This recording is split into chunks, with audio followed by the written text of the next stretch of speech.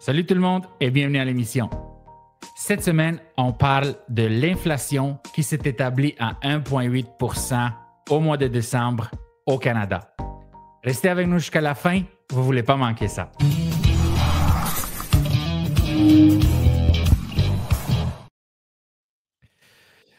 David, l'inflation au Canada, l'inflation annuelle au Canada a ralenti à 1,8% au mois de décembre 2024, marquant une baisse par rapport au mois précédent. Ce recul a été influencé par un congé temporaire de la TPS-TVH, introduit à la mi-décembre, qui a entraîné une diminution des prix de certains biens et services, notamment les repas au restaurant et les boissons alcoolisées. Sur une base mensuelle, l'indice des prix à la consommation a également diminué de 0,4%. J'ai deux questions pour toi. Première, David, qu'est-ce que ça va changer pour le taux d'intérêt, d'après toi? Et comment tu penses que les acheteurs vont réagir? Écoute, pour les acheteurs, ça va peut-être leur permettre, ça va peut-être leur donner plus d'argent dans leur poche. Si l'inflation est moins pire, peut-être. Mais en même temps, les salaires n'ont pas suivi. Mais ouais, d'après moi, ça va peut-être donner un peu plus de pouvoir aux acheteurs. Puis là, évidemment, je suis sûr que ça va faire en sorte que les taux vont baisser. Mais là, c'est ce qu'on va se retrouver dans. S'ils font encore ça, s'ils baissent encore plus, on va refaire tout le temps une montagne russe. Là, c'est ça. Parce qu'il était tellement bas les taux qu'ils ont vu ce que ça a fait. Ça a fait que l'inflation était vraiment beaucoup plus en haut que le 2% qu'ils visent à chaque année. Là. Fait que, mais j'ai quand même l'impression qu'ils vont le faire pareil. Parce que là, quand ça va bien, ils vont baisser les taux. Puis là, on va se retrouver dans un engrenage peut-être de montagne russe avec l'inflation qui va encore augmenter. Là, ils vont augmenter les taux à nouveau. Fait que peut-être qu'il faudrait justement laisser ça de même et pas toucher au taux hypothécaire. Au taux, je veux dire, des banques. Oui, au taux de la Banque centrale. Oui, définitivement, c'est exactement ça mon point. Je crois que ce n'est pas assez gros. 0,1% par rapport à l'autre mois d'après. Oui, c'est ça, exactement. L'autre mois d'avant, je veux dire.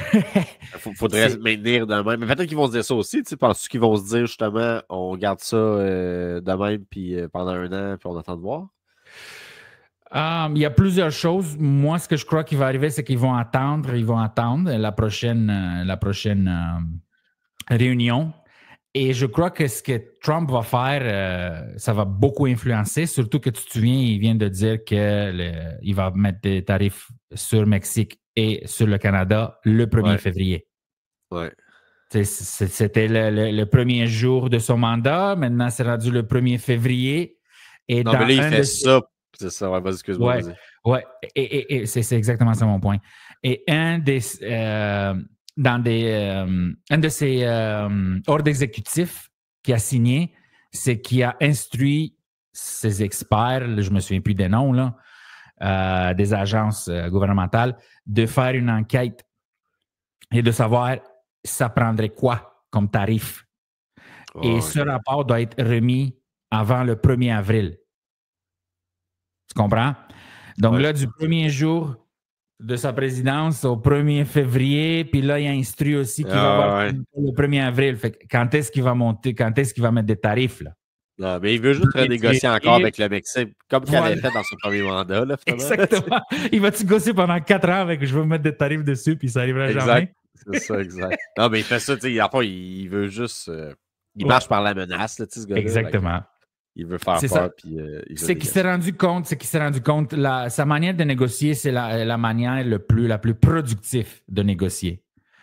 Depuis que je suis jeune, depuis plus de 30 ans, je vends. J'ai commencé dans les marchés en Roumanie, parce que c'était pas tout à fait tranquille.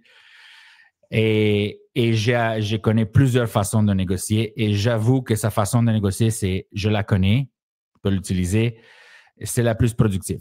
C'est la plus productive. Il faut quand même que tu aies le gros bout du bâton. Tu ne peux pas faire ça, c'est rien. Mais il faut que tu sois en position de pouvoir. Il faut que tu sois en position de pouvoir.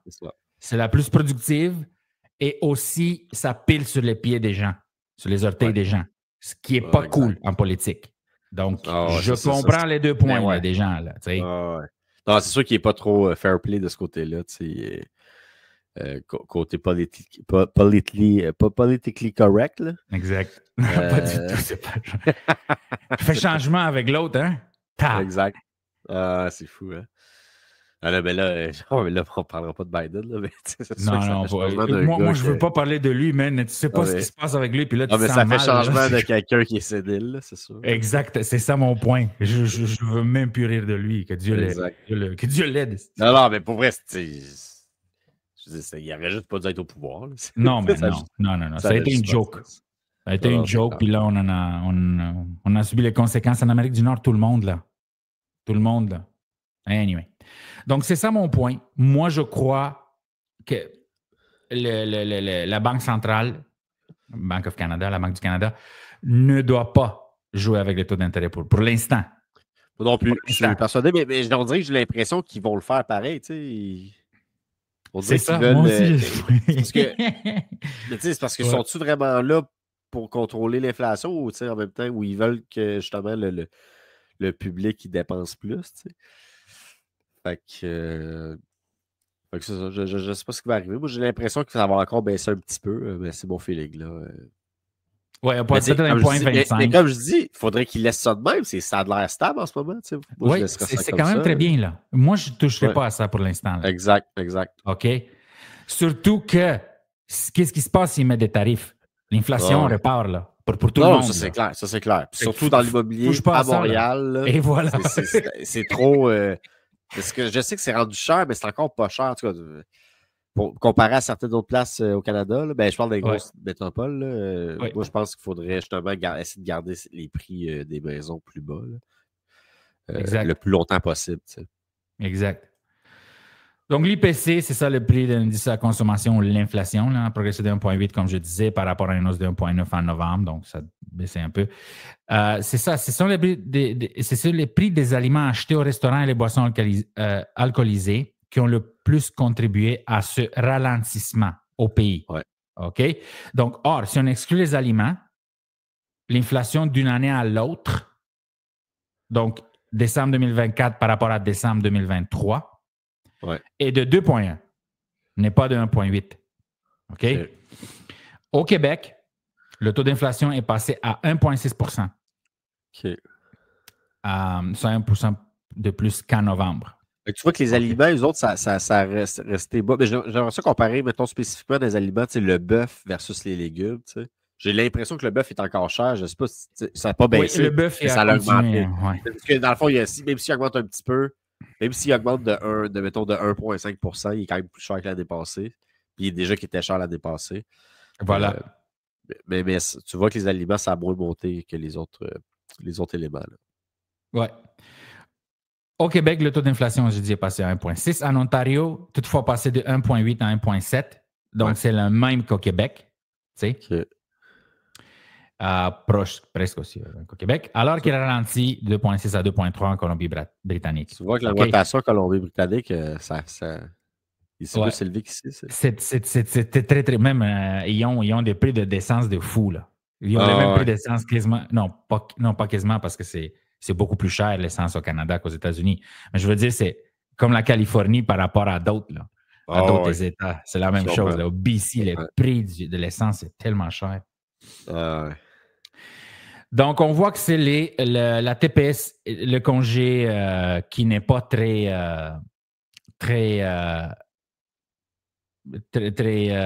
populaire, disons, là. OK? Il y a beaucoup de gens qui n'aiment pas ça, parce que presque tous les commerçants là, n'aiment pas ça à cause de toute l'administration que ça amène. Donc, tu sais, ici, ça peut répondre un peu à ta question, là. Je sais que ça ne parle pas de steak, mais on voit que l'épicerie a augmenté de proche de 2%, restaurant, essence 3,5%. Habitation, les restaurants, ils ont baissé, ça a baissé un petit peu dans les restaurants. Oui. C'est parce que c'est plus compétitif, tu sais? Je crois que comme McDonald's et tout ça, ils font des deals pour les low budget. Mais peut-être qu'ils n'ont pas le choix, tu sais. S'ils gardent des prix trop chers, ils ne vendront jamais rien. C'est ça mon point. C'est ça, définitivement. Okay. J'aime ça quand on prend le temps d'être spécifique sur certains points. Ça amène du plus-value au podcast. Donc, c'est ça. C'est que les restaurants, je ne sais pas, ça fait des mois maintenant et je me souviens que A&W a commencé avec ça. Et là, McDonald's a suivi. Grosse annonce qu'ils vont faire des meal deals vraiment low budget à 5 disons. Ouais. Fait que c'est ça. Ça influence beaucoup. Et on le sait que McDonald's, c'est comme une jauge, si on veut, de la santé des restaurants en Amérique du Nord. Définitivement. Il y en a tellement partout que. Exact. Tu as juste à étudier McDonald's, tu sais ce qui se passe à l'alimentation. Non, mais c'est clair, c'est un mode outil d'évaluation. Exact. Alors, on voit l'essence. Donc, l'essence, c'est l'habitation. Ce que je crois que ça donnait ça fait une grande différence lors de l'élection américaine. C'est l'essence et l'habitation. Là. Ça a augmenté. Le bas, ça baissé un petit peu. Véhicule aussi. Électroménager aussi. C'est pas encourageant nécessairement, là. Hein? Ouais. Mais il y a beaucoup, tu vois, il y a beaucoup de secteurs où ça a baissé, tu sais. Exact. Qu'est-ce qui sauve l'overall, c'est l'habitation. Exact. À cause que les maisons continuent à prendre de la valeur, ça vient. Parce que je pense que c'était le secteur qui savait le plus augmenter avec l'essence.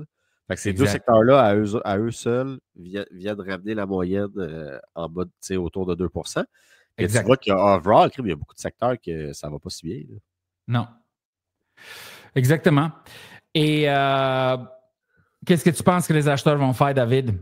Écoute, moi, je pense que ça va continuer. Les acheteurs vont vouloir se trouver de maison, vont acheter. Parce qu'il y a des tu n'as rien en location, la location est trop chère. Fait que tant qu'à payer un loyer cher, les gens, ils veulent acheter. Fait que les gens qui peuvent acheter, ils vont acheter. Là, je sais que tu avais, dernier podcast, tu avais dit que peut-être il faudrait faire attention ou de ne pas acheter parce que tout dans ta tête, selon toi, on se dirige peut-être vers une opinion récession. Personnelle, oui. Récession, oui, c'est ça, exactement, c'est ça, exact. Puis là, moi, je disais que j'avais quand même Puis moi, je disais un peu le contraire, que juste du côté habitation, là. Ça se peut qu'on soit en récession, mais ça se peut que le secteur d'habitation, ça continue à monter, tu sais. Puis tu as vu, ça a augmenté de 4,5 %. Moi, j'ai quand même l'impression que même si on tombe dans une récession, que les maisons, les autres, ça ne sera pas le secteur où ça va baisser. C'est bon. J'espère. Oui, ça c'est sûr. Parce que si l'habitation tombe, c'est fini, là. On va se ramasser avec des batailles dans la rue pour du pain, là. Non, mais les années 1920, là. Mais là, j'exagère un peu, là. En Allemagne, c'était ça, là. Je regardais. Mon point, c'est ça. Mon point dans l'exagération, là, c'est que notre économie, on le sait très bien, c'est basé sur l'immigration et le real estate, les finances, real estate et la santé. Exact. Donc, si on enlève l'immigration, on va enlever les real estate, on va enlever les finances. Si en plus de ça, les prix de l'immobilier tombent, oublie ça, là. Oublie ça, il n'y a plus rien. Si ça baisse, ça ne tombera pas. Ça ne va pas crasher. Là, c'est ça. Moi non plus, je ne crois pas que ça va crasher. Mais on est quand même si ça baisse, au moins 8 % de moins qu'en 2022, là, qui est au pic. On a fait le podcast. Je l'ai monté comme 2-3 fois. C'est encore augmenté de 4,5 %. C'est fou, pareil. Là. Mais ce que je veux dire, c'est que si ça baisse d'une année, d'après moi, ça va pas durer et ça va continuer à monter. Même si ça baisserait un petit peu. Là, mais moi, je pense pas qu'on s'enligne vers ça quand même. Mais encore là, c'est des opinions personnelles. C'est pas parce que le courtier immobilier dit ça. C'est de la spéculation. Là. Il y a personne qui peut prévoir à l'avance comment ça va évoluer. Exactement. On peut émettre des opinions, mais il faut quand même garder l'esprit critique par rapport à ça. Exactement. Très bien dit, David. Exactement. Tu peux dire ce que tu veux, je peux dire ce que tu veux. Le monde peut dire ce qu'ils veulent, mais personne qui connaît le futur. Là. Exact. Donc, on a parlé du taux de pourcentage, les taxes de vente, nourriture au restaurant, on en a parlé, prix de l'essence, monsieur. Donc, les indicateurs de l'inflation de la Banque du Canada se rapprochent du point médian de la fourchette cible de 1 à 3 %. Obviously. C'est un point. Mais c'est un peu absurde, pareil. Tu dis l'habitation augmente de 10 %, tous les autres secteurs, c'est moins 2 %, mettons. Tu fais de moyenne, tu dis, on est correct, on est dans le 2 %, mais tu sais, c'est pas. Faut quand même faire attention là, à la moyenne. Puis exact. Et une autre chose, l'inflation n'est pas calculée de la même façon qu'il y a 20 ans ou 30 ans. Là. Si on la calculait de la même façon, il y a des gens qui font des calculs, là, on serait à 25-28 %. Là. Oublie ça. Quand tu vas, moi, quand je vais à l'épicerie, là, quelque chose qui coûtait 10 $, maintenant, il coûte 12, 13, 14. Là. Il ne coûte pas 10 et 60. Là. Okay, c'est juste faut se réveiller, mais faut être conscient. Faut être conscient que c'est pas la même chose. La vraie inflation, là, on est dans la 25-30% là, depuis 2022, disons. Là. C'est dégoûtant comment ça a augmenté. Donc, est-ce que la seule chose qui me reste à dire, c'est l'impact sur la monnaie. Donc, le dollar canadien s'est affaibli pour atteindre 1,44 contre le dollar américain après la publication du rapport de l'inflation. Normalement, le chiffre de l'inflation a été bon, a été positif, si on veut, pour le Canada. Normalement, le dollar canadien fait quoi? Augmente. Si les données sont bonnes de l'inflation. Ça veut dire qu'il y a moins d'inflation. Ta monnaie vaut plus. Mais là, il s'est affaibli encore. Et ça, c'est ça l'affaire. Tu peux prédire ce que tu veux, mais ce qui se passe réellement, c'est juste, on le sait sur le coup. C'est aussi l'impact des menaces. C'est les menaces de Trump qui font vraiment mais c'est sûr, déboussoler le marché, les prédictions, les experts. C'est ça qui arrive. Une personne comme lui, il va faire une déclaration, puis ça vient tout chambouler la semaine qui suit pour certaines actions, mettons, où ça va influencer le prix de certains secteurs. Fait que c'est sûr, il faut quand même que tu fasses attention. Mais lui, il agit pour son pays là, dans sa tête. Exactement. Fait que il pense faire le meilleur économiquement, mais ouais. Mais moi, je pense quand même qu'on va finir par s'entendre, puis ça n'aurait comme pas de sens. C'est parce que tout le monde dit que ça n'aurait pas de sens. Fait que il ne peut pas faire ça à ses alliés. Là. Ouais. Plus, on le sait très bien que même si on enlève l'énergie qui vient de l'Alberta, c'est nous qu'on a un déficit avec les Américains. Fait que, moi, je suis très content que Trump est au pouvoir pour beaucoup de raisons, mais je suis d'accord que il y a des choses qu'il faudrait qu'il révise la façon qu'il fait les choses. Et ça, c'est une des choses. Là. Moi, je n'attaquerai pas, mais peut-être, lui, c'est le président et il est milliardaire. Peut-être que moi, je ne connais pas autant que lui. Mais je trouve qu'il est un peu trop bully. Au final, quelqu'un de milliardaire, au final, ce qui va prendre les meilleures décisions pour le peuple moyen. Mais c'est ça. Tout le monde qui est au pouvoir, de toute façon, au Canada ou aux États-Unis, c'est tout le temps des gens très fortunés. Là. Fait que, au final, c'est jamais quelqu'un du peuple 100%. Là. Exact. Fait que, ils ne prennent pas nécessairement des décisions au final pour le meilleur du peuple. Là.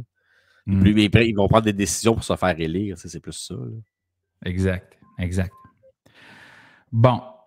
Là, avant de finaliser le podcast, j'aimerais te montrer quelque chose. Il y a une nouvelle émission, ça va s'appeler Notre Première Maison. Ouais. Et il y a un appel de candidature pour une nouvelle émission. Donc, ça va s'appeler Notre Première Maison Québec. Okay. Et c'est la chaîne Casa qui va présenter l'émission en immobilier, qui est une adaptation de Property Virgins, qui est très connue au Québec. Ça fait des décennies que ça existe. Là. Ben, pas au Québec, mais je veux dire comme émission. OK. Et j'aimerais savoir si tu as été contacté par les producteurs pour faire l'émission. C'est ça, j'aimerais ça te dire oui, ça aurait été bien le fun. Ça va être une méchante bonne pub pour le courtier qui participe à cette émission-là. Mais non, je n'ai pas été contacté, malheureusement, à gauche pour ça. Tu vois, il y a des futurs premiers acheteurs recherchés.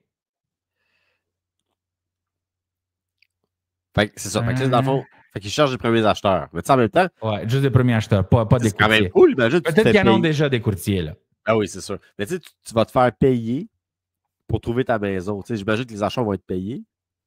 Je sais pas. Je crois pas. Tu passes à la TV. D'après moi, si tu passes peut-être qu'ils vont lui donner $18. Là. Tout l'argent, ça va pour le Radio-Canada. C'est pas pour les autres. Là. Ah, mais c'est sûr. Non, mais c'est le gouvernement fédéral qui a décrété ça. Non, mais il y a des droits pour les artistes. Il y a des droits pour les artistes. C'est juste les loyaux au régime qui ont le droit à l'argent. mais si tu passes à la TV, ça fait que mettons, en tant qu'achat, ça peut être une belle expérience. C'est pareil de passer à la TV, puis ça peut être cool. Exact. Et les tournages auront lieu en avril, mai, juin 2025. J'imagine déjà le drama. Là, le test d'eau, il est pas bon. Exact, l'inspection, c'est quand même l'inspection, intéressant comme émission. l'inspection. C'est le genre d'affaire que nous, on vit à tous les jours, mais c'est une bonne émission pour les gens. Exact. Et le nom de la personnalité, ben, on ne sait pas encore c'est qui, là. Puis, c'est la même émission qu'il y avait eu. Tu sais, il y avait les 5 top courtiers là, qui faisaient une émission sur eux, dont Christine Giroir. C'était Casa qui avait fait cette émission-là. Mais, oui. Ça a juste à donner que là, Christine Giroir s'est fait radier à vie. Oui. J'espère que les courtiers qui vont en faire cette émission, ils ne vont pas se faire radier à vie. En même temps, tu sais, non, mais tu sais, mettons, dans l'ancienne émission que je te parle, il y avait Georges Bardaché, qui lui, c'est genre le. Oui, je sais c'est quoi tu parles. Ce gars-là, il était écœurant.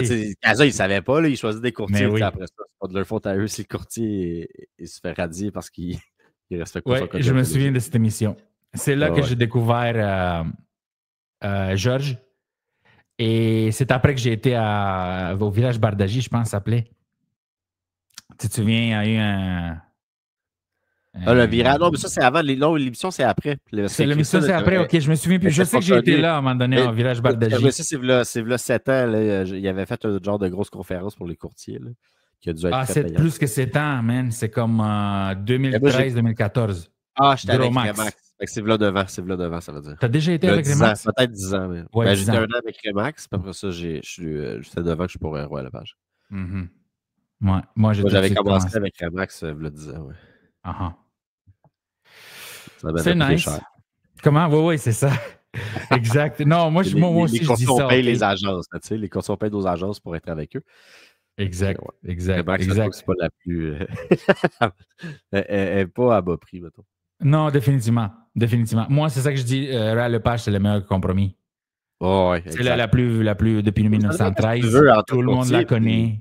Puis il ne t'arrache pas les yeux de la tête. Là. Exact. Mais ça dépend qu'est-ce que tu veux de en tant que courtier. Puis... Ouais. Peut-être qu'on ne connaît pas les bonnes choses. Tu sais. Who knows?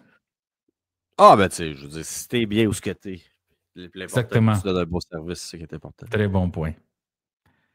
David, est-ce qu'il y a d'autres choses que tu veux rajouter aujourd'hui? Écoute, moi, c'est tout, Dragoche. Ça fait le tour. Pas d'autres éléments à rajouter. Perfect. Alors, dans ce cas-là, on vous remercie beaucoup pour votre écoute et votre soutien. Et on se revoit la semaine prochaine. Ciao. Merci tout le monde. Ciao.